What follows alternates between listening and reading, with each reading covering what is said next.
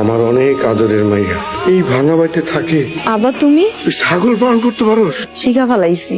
লিজার এসেছি পরীক্ষা, তুই জামাই নিয়ে বাড়ি চলে আসিস। মিষ্টি পাইলা কই? আব্বাই আইছিল। আব্বাই আইছে কই? চলে গেছে। খাওয়া দাওয়া করে দিত।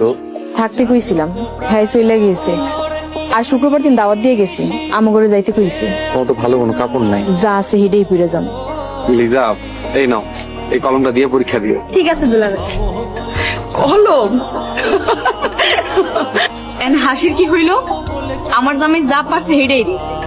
গরিব জামাই, দেওয়ার ক্ষমতা নেই। 5 টাকার কলম দিতে গেল কেন? নাই দিত কিছু।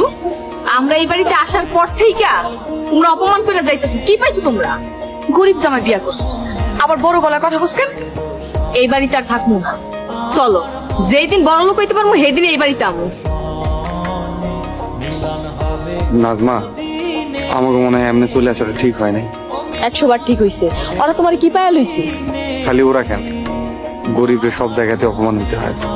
আমি এই অভিশপ্ত গরিব জীবন থেকে মুক্তি চাই। গরিব জামাইরে বিয়া করছো, সহজে তো এখান থেকে মুক্তি পাবা না। মানুষ চাইলে অনেক কিছুই পারে। নাজমা, কি কইতে চাইতেছো তুমি? কাল থেকে তোমার পাশাপাশি আমিও ফেরিয়ালা হব, গ্রামে জিনিসপত্র বিক্রি করতে যাবো। কি কইতাছো তুমি? তুমি চেয়ারম্যানের মাইয়া হয়ে ফেরিওয়ালা হইবা? আমার বড় পরিচয় হলো আমি ফেরিওয়ালার বউ।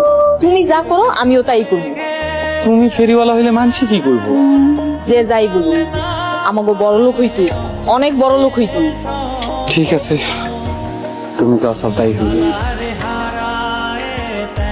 লাগবে নাকি কাচের বাটি, কাচের প্লেট, কাচের গ্লাস? নাজমা, তুই তুই শেষমেশ একটা ফেরিওয়ালি হইলি?